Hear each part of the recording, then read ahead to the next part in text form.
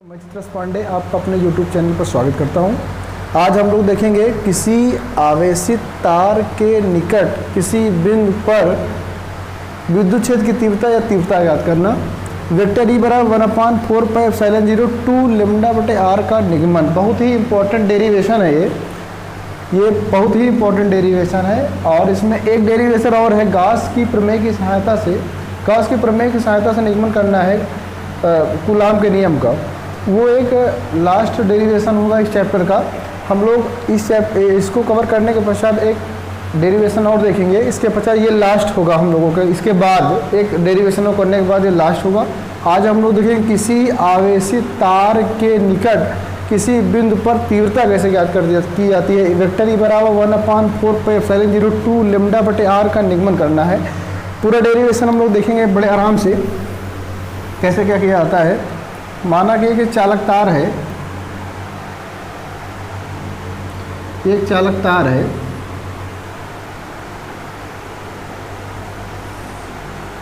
तार का मतलब ये बेटा, तार मोटा पतला हो जाता है। मान लीजिए बहुत थोड़ा सा मोटा तार है, ठीक है, जिस पर हम लोग क्या करते हैं, जिसकी लंबाई L है। इसकी लंबाई क्या है? L लंबाई का एक चालक तार है जिस पर हम लोग प्लस क्यू आवेश देते हैं। कैसा आवेश देते हैं? Plus Q.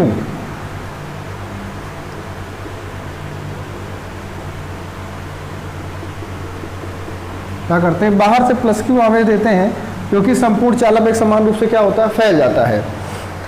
यह लंबाई एक चालक तार है जो कि निर्वात में रखा हुआ है। इस पर हम लोग प्लस क्यू आवेश देते हैं, संपूर्ण चालक एक समान रूप से फैल जाता है। तथा इस चालक तार से स्मॉल आर की दूरी पर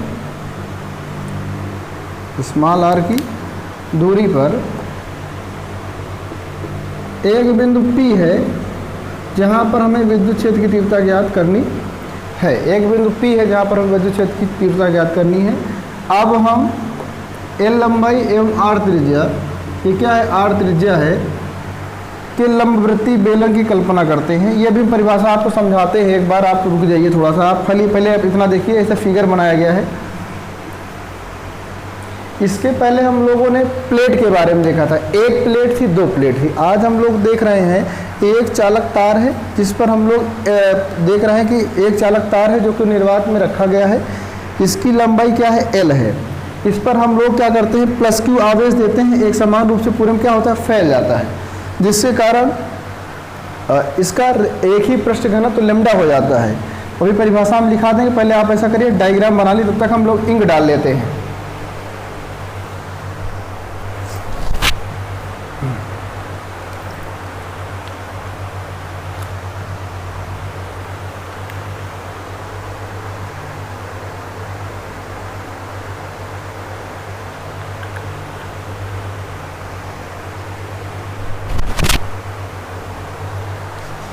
आइए देखते हैं। माना कि L लंबाई के एक चालक तार है जो कि निर्वात में रखा गया है तथा इसकी त्रिज्या इसकी लंबाई R है। इससे स्मॉल r की दूरी पर एक बिंदु P है जहां पर हम विद्युत क्षेत्र की तीव्रता ज्ञात करनी है। फिर से हम आपको परिभाषा लिखाएंगे, एक बार भी समझा रहे हैं। इस डायग्राम को हम लोग साइड बनाएंगे, इसके बाद इसका निगमन करेंगे। L लंबाई का एक चालक तार है बेटा, एक तार है, तार। इसे मान लीजिए कोई तार है, ये तार, इसकी लंबाई क्या है? L है। इसकी लंबाई हम मान लेते हैं क्या है भाई? तार की लंबाई तार बड़ा भी हो सकता है, छोटा भी हो सकता है। तो हमने इतना बड़ा तार बनाया, इसकी लंबाई हमने माना कि L है, ठीक है। तथा इसे निर्वात में रखा गया है। इस तार से स्मॉल r की दूरी पर, स्मॉल इसकी मोटाई है, मोटाई कहें या फिर इसकी लंबाई, इधर मोटाई कहें या फिर इसकी दूरी कहें, स्मॉल r की दूरी पे एक बिंदु क्या है? P है, जहां पर हमें क्या ज्ञात करनी है? विद्युत क्षेत्र की तीव्रता ज्ञात करनी है। आगे हम लिखेंगे, इस तार पर प्लस क्यू आवेश देते हैं जो कि संपूर्ण चालक पे समान रूप से फैल जाता है। बाहर से हम लोग क्या करते हैं? इस पर प्लस क्यू आवेश देते हैं। बिना आवेश से कुछ होगा नहीं बेटा, क्योंकि आवेश है तभी इलेक्ट्रॉन होंगे तभी करंट होगा तभी इस तार कहलाएगा। तो हम लोग क्या करते हैं? बाहर से प्लस क्यू आवेश देते हैं जो कि संपूर्ण चालक पे समान रूप से फैल जाता है। इसके बाद इसके कारण चालक का रेखीय पृष्ठ घनत्व, उसमें हम लोग पढ़ रहे थे आवेशी पृष्ठ घनत्व, इसमें क्या पढ़ते हैं? रेखीय पृष्ठ घनत्व। आवेशी पृष्ठ घनत्व और रेखीय पृष्ठ घनत्व के बारे में एक वीडियो किसी दिन बना देंगे, आप उसको पढ़ लीजिएगा तो आप उसमें क्लियर हो जाएगा कि आवेशी पृष्ठ घनत्व को काहे दिखाते हैं और रेखीय पृष्ठ घनत्व काहे दिखाते हैं। हालांकि आपको बताया गया कि आवेशी पृष्ठ घनत्व सिग्मा दिखाते हैं और रेखीय पृष्ठ घनत्व को हम लोग लिम्डा दिखाते हैं। लेमडा बराबर क्यू अपान एल होता है। लेमडा बराबर क्या होता है? क्यू अपान एल होता है। ये आपको जानकारी में समझना है। ठीक, आगे देखते हैं हम लोग। इसको हम साइड में बना देते हैं, आप इसको फिगर बना लीजिएगा, हम इसको साइड में बना देते हैं, उसके बाद इसकी परिभाषा लिखाते हैं हम।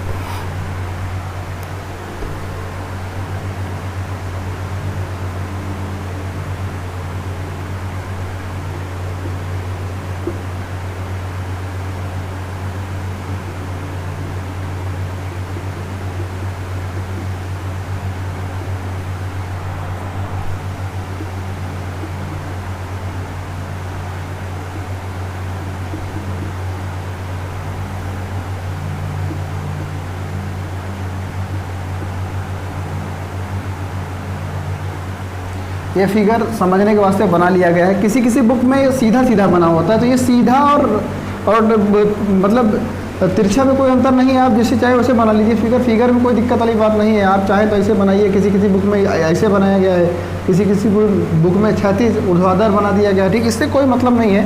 आप इसको समझते वास्ते थोड़ा सा हम लोग क्या करते हैं, बाहर बना लेते हैं। ठीक, आपने फिगर बना लिया होगा, हम लोग इसकी परिभाषा लिखते हैं। माना कि एक चालकतार, माना कि एक चालकतार जिसकी लंबाई स्मॉल एल है।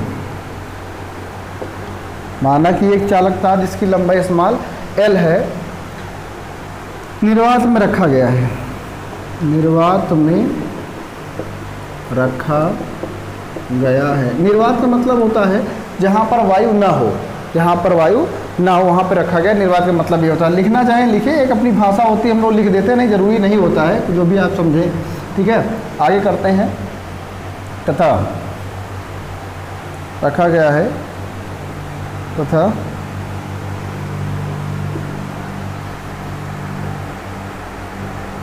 माना कि एक चालकतार जिसकी लंबाई एल है तथा इसको निर्वात में रखा गया है। इस चालकतार पर बाहर से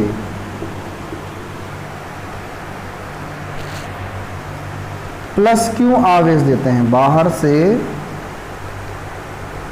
प्लस क्यू आवेश देते हैं, जो कि संपूर्ण चालकतार पर एक समान रूप से फैल जाता है,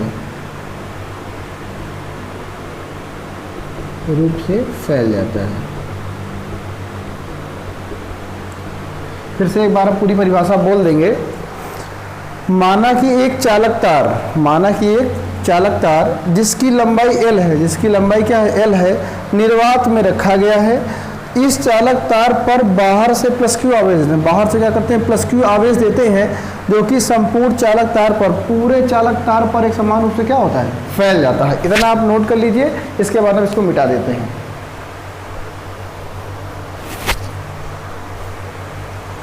आइए आगे देखते हैं, इसको मिटा देते हैं। आप वीडियो को रोक करके नोट कर लीजिएगा।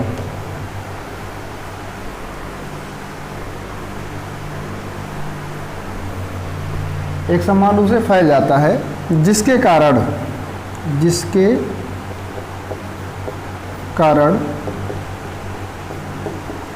चालक का रेखीय पृष्ठ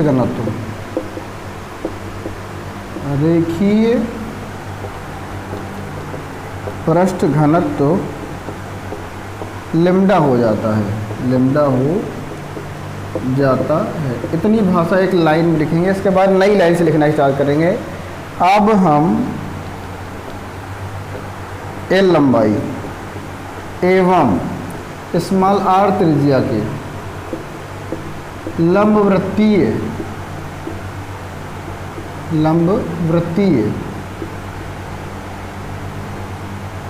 आर त्रिज्या के लंबवृत्तीय, यहाँ पे देखना ना, बेलन के रूप में हो गए हैं। कैसा बन गया है? बेलन। एक तार हमेशा कैसा होता है बेटा? बेलन के रूप में। से तार है, तो ये जो बाहरी सिरा हो जाता है, एक प्रकार से अगर देखा है तो बेलन इसी प्रकार होता है। बेलन मतलब बेलना, आपने देखा है ना बेलना, बस वही तरीके से आप समझिए, पूरा गोल गोल होता है, ये बना होता है। तो ये इसकी त्रिज्या आर होती है और लंबाई क्या होता है एल। बेलन का मतलब क्या, आप बेलन का मतलब समझते हैं ना, घर में बनाने वाला रोटी वाला जो बेलना होता है, उसी प्रकार से अब हम एल लंबाई एवं आर त्रिज्या के लंबवृत्तीय बेलन की कल्पना करते हैं। बेलन की कल्पना करते हैं। ये जो भाषा दिखाई जाती है ना, ये पूरा जो आपको ये डायग्राम बना, यही दिखाया गया है इसमें, और इसमें कुछ अलग नहीं होता है। ये आप खुद से बनाकर खुद से लिखेंगे, थोड़ा बहुत छूट जाता है, इसका कोई मतलब नहीं होगा इसमें ये रह गया, इसमें परिभाषा में थोड़ा बहुत त्रुटियाँ हो सकती, कोई दिक्कत नहीं होती है। ठीक है, आगे चलते हैं हम लोग। इसका निगमन में गलती नहीं होनी चाहिए, ये विशेष ध्यान रखना है। और भाषा में आप कुछ थोड़ा बहुत इधर उधर कर सकते हैं, कोई दिक्कत नहीं। चित्र टेढ़ा मेढ़ा बन जाएगा थोड़ा बहुत, ठीक, कोई दिक्कत नहीं, बशर्ते निगमन नहीं गलत होना, ये आना ही चाहिए। अगर ये नहीं आएगा तब दिक्कत वाली बात है। हम लोग आगे चलते हैं, नई लाइन से लिखेंगे।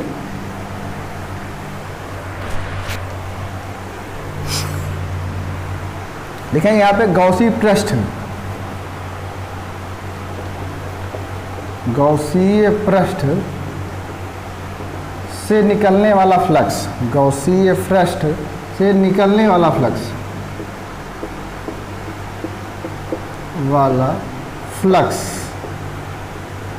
क्या होगा, फाई बराबर, आपने एक बार पढ़ा था बेलन के वृत्तीय सिरे से निकलने वाला फ्लक्स प्लस बेलन के वक्रपृष्ठीय सिरे से निकलने, बेलन के वृत्तीय सिरे से निकलने वाला फ्लक्स प्लस बेलन के वक्रपृष्ठीय मतलब पूरा बाहरी सिरा, बेलन का वृत्ति, इसमें लिखेंगे हम लोग फ्लक्स के बारे में लिखेंगे। पूरा जो ये बना हुआ तार है ना, तार होता है बेलन के समान। तो बेलन में दो चीज़ें पाई जाती हैं, क्या क्या, फाई बराबर, लिखेंगे बेलन के वृत्तीय सिरे से निकलने वाला फ्लक्स, बेलन के वृत्तीय सिरे से निकलने वाला फ्लक्स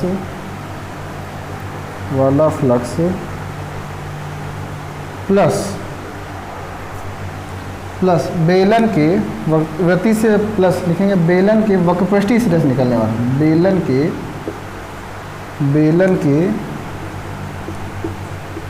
वक्रपृष्ठीय सिरे से निकलने वाला वक्रपृष्ठीय सिरे से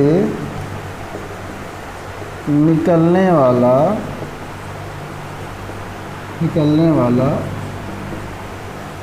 फ्लक्स। इतना आप नोट करिए, इसके बाद आपको समझाते हैं।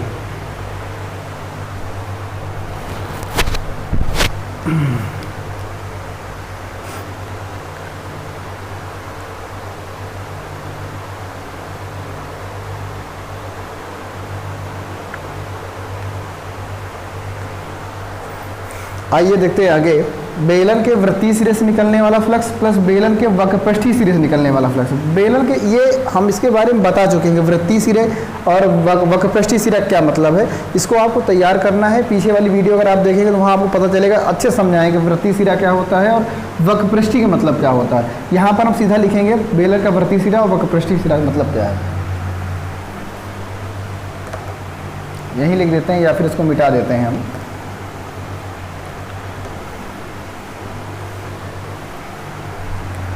आगे लिखेंगे फाई बराबर, अगर हम वृत्तीय सिरे की बात करें तो वृत्तीय सिरे में क्या आता है, फाई बराबर होता है ई ए का मतलब होता है, अगर वृत्त का क्षेत्रफल होता है 4 पाई आर स्क्वायर, मगर यहाँ पे देखिए एक ये हो जाएगा कितना 2 इंटू पाई आर स्क्वायर, वृत्त का क्षेत्रफल क्या होता है पाई आर स्क्वायर, मगर एक वृत्त ये है, कितने पाई, एक पाई एक आर या एक वृत्त कितने वृत्त, दो वृत्त का क्षेत्रफल पाई आर स्क्वायर, वृत्त इधर।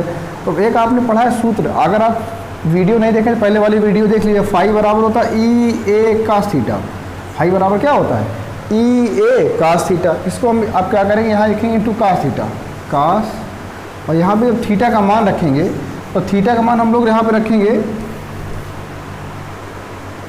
90 अंश, क्या रखेंगे, या वहाँ पे अगर हम रखेंगे तो यहाँ पे रखेंगे 90 अंश रखेंगे। क्यों, क्योंकि ये क्या है, ये क्षैतिज में रखा हुआ है। अगर ये ऐसे रखा जाएगा, सीधे सीधे रखा गया है, तो ये जब क्षैतिज में रखा जाएगा इसका मान 90 अंश, वहाँ हमने इसका मान 0 करवाया था। ठीक है, तो ये आपको इतना रटना है। हम पिछले वाली वीडियो में बताए थे, इसको यहाँ आपको रट लेना है, और आज भी ये कह रहे हैं इसको रट लेना है। प्लस फाइव बराबर ई इंटू वृत्त का, अगर हम बात करें वक्रपृष्ठ के, वृत्त का वक्रपृष्ठ होगा पाई R L, 2 pi R L into cos 0 इतना बात आपको बेटा रटना है। ये अगर आप रट लेंगे तो आपका काम चल जाएगा। इतनी बात आप समझ लिए फिर से एक बार। ये है बेलन के वृत्तीय सिरे से निकलने वाला फ्लक्स। बेलन के वृत्तीय सिरे की अगर हम बात करें तो होता है vector E into 2 into pi r square. मतलब वृत्त का फाई बराबर होता है ई ए, ये ए का मतलब होता है क्षेत्रफल। ये क्षेत्रफल एक वृत्त और 2 वृत्त का क्षेत्रफल लिखा जाए। कास कितने 90 अंश, क्यों? क्योंकि ये ऐसे क्षैतिज में रखा हुआ है। प्लस अगर हम बात करें बेलन के वक्रपृष्ठीय सिरे, वक्रपृष्ठीय मतलब पूरा बाहरी सिरा, 2 इंटू पाई आर एल कास 0 अंश। आगे चलते हैं, फाई बराबर यहाँ रखें तो कास 90 का मान क्या होता है, साइन 0 का मान 0, तो कास 90 का मान 0, ये ओवरऑल कितना हो जाएगा 0 हो जाएगी। ये खाली बचेगा, यहाँ इसका मान होगा कास 0 का मान होता है 1 से गुणा करेंगे बेटा तो यही आ जाएगा, vector E into 2 pi R L. इसको आप समझिएगा, भूले 1 से गुणा करेंगे यही आएगा। कास 0 का मान होता है बेटा, कास 90 का मान होता है 0 और कास 0 का मान होता है 1। ये ट्रिग्नोमेट्री में हाई स्कूल में पढ़ाया गया होगा आपको, तो ये आपको समझना है। कास 90 का मान होता है 0, कास 0 का मान होता है 1 रखेंगे तो ये आ जाएगा आपका। इसको समीकरण नंबर हम लोग क्या बनाएंगे, 1 बना लेंगे। यहाँ पे क्या बना लेंगे, समीकरण नंबर हम लोग क्या बनाएंगे, 1 बनाएंगे। इतना आप नोट करिए, इसके बाद आगे चलते हैं। नोट कर लीजिएगा, वीडियो रोक करके आप नोट करिएगा, हम लोग आगे चलते हैं। फिर आगे देखते हैं।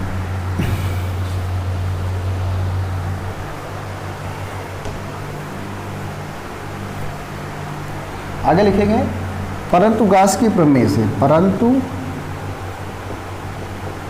गास की प्रमेय से। गास की प्रमेय तो चैप्टर चल ही रहा है, तो आपको पता होना चाहिए गास की प्रमेय क्या होता है। फाई बराबर क्या होता है, क्यू अपान एप्सिलॉन 0।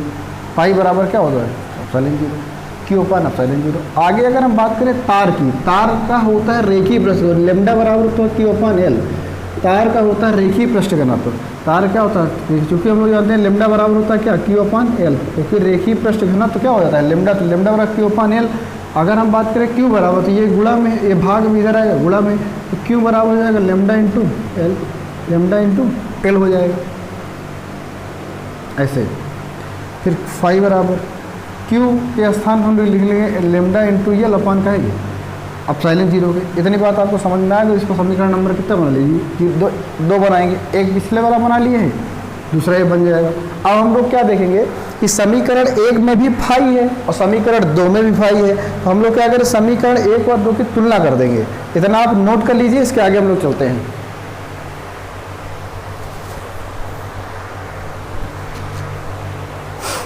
आगे इसको मिटाते हैं हम लोग।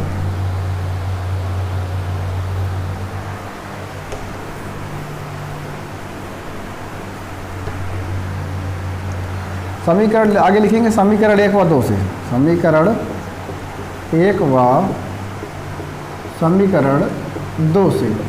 इसका क्या मतलब है, LHS बराबर है तो RHS बराबर होगा, मतलब उस वहाँ पे भी फाई है, यहाँ पर भी फाई, तो यहाँ आगे लिखेंगे, इधर लिखेंगे vector E into 2 pi R L into यहाँ पे क्यू इंटू एल अपान खाएंगे एप्सिलॉन 0। ये आपको पता ही होगा, ठीक है। आगे चलते हैं हम लोग, ये गुणा में इधर आएगा, भाग में हो जाएगा, वेक्टर ई बराबर 1 अपान यहाँ लिखेंगे 2 pi R L into Q into L upon कहेंगे एप्सिलॉन 0 के। यहाँ एल है, यहाँ एल है, दोनों क्या हो जाएंगे, कट जाएंगे, दोनों क्या हो जाएंगे आपस में, दोनों क्या हो जाएंगे, कट जाएंगे। यहाँ क्यू बराबर हमने लिखा था यहाँ लैम्डा इंटू एल है ना, यहाँ हम लोग क्या लिखेंगे लैम्डा इंटू एल रहेगा। क्यू बराबर ही तो लैम्डा निकाला था हमने, लैम्डा इंटू एल, तो यहाँ पे क्यू से क्यू खत्म हो जाएगा। अब आगे देखिए, यहाँ पे थोड़ा सा पॉइंट देखिए, 1 अपान 2 पाई आर लैम्डा अपान एप्सिलॉन 0। कभी कभी पेपर में यही लिख के आ जाता है कि ये सिद्ध करने के लिए, कभी कभी पेपर में यही सिद्ध करने के लिए आया था 2 पाई आर लेमडा अपान का है एप्सिलॉन 0 के। अच्छा कहते कि यहाँ पे अभी सिद्ध नहीं हुआ है, हम आपको समझाते हैं। यहाँ पे लिखा है 2 pi are lambda upon epsilon 0 के। अगर आप यहाँ पे 2 से गुणा, यहाँ गुणा भाग कर दीजिए, ऊपर 2 से गुणा कर लीजिए और नीचे 2 से भाग कर दीजिए, ये दोनों कट जाएंगे। तो दोनों के जब 2 से 2 कट जाएगा तो यहाँ बचेगा खाली 1। मगर हम दोनों को अगर देख रहे हैं तो यहाँ 2 दूना कितना हो जाएगा, 4 हो जाएगा। ये 2 यहाँ लिख देंगे तो ये अपना ये बन जाएगा। तो आप इतना नोट कर लीजिए, हम आगे फिर आपको लिखवा देते हैं, ठीक है। इतना आप नोट कर लीजिए, जल्दी नोट करिए, इसके बाद हम लोग आगे चलते हैं।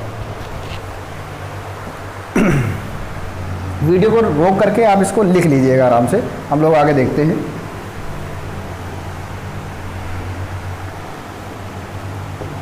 वेक्टर ई बराबर ये हो जाएगा 1 अपान, यहाँ लिखेंगे 4 पाई। थोड़ा सा सिस्टमेटिक तरीके से लगा लेंगे इसको, ठीक है। ये 2 दूना कितना हो जाएगा 4, ये यहाँ पे पाई लिखा रहने दो।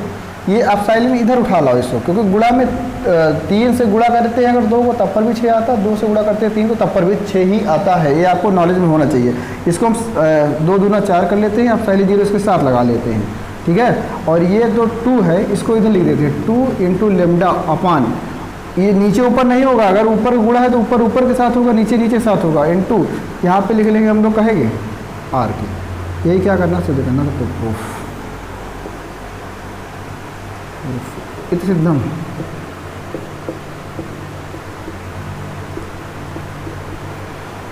आशा करते हैं वीडियो आपको समझ में आई होगी। अगर आपको कोई भी दिक्कत होती है तो आप यूट्यूब पे या फिर व्हाट्सएप पे या फिर कहीं पर भी आप कमेंट कर देंगे, हम देख लेंगे, आपको समझा देंगे। बहरहाल आशा करते हैं आपको वीडियो समझ में आएगी। अगर समझ में आती है तो आप इसको पढ़ते रहिए, और जो पिछले वीडियो अगर आपने नहीं पढ़ा किसी कारणवश उसको भी देखिए, अपने दोस्तों तक शेयर करिए, पढ़ते रहिए, मस्त रहिए, और जो भी दिक्कत हो आप बताते रहिए। इसमें आशा करते हैं वीडियो समझ में आएगा। बहुत ही इंपॉर्टेंट निगमन है बेटा, कक्षा 12 के पेपर की दृष्टि से इंपॉर्टेंट में डाल लीजिएगा ये वाला निगमन। एक निगमन इसके बाद भी कराया गया, गॉस की प्रमेय की सहायता से कूलाम के नियम का निगमन करना है।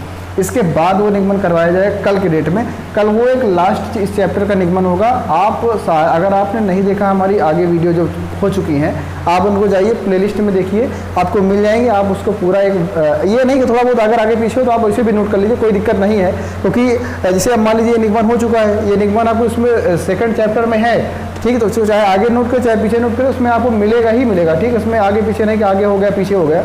आप इसको नोट कर लीजिए, पढ़ते रहिए, मस्त रहिए। Thank you class.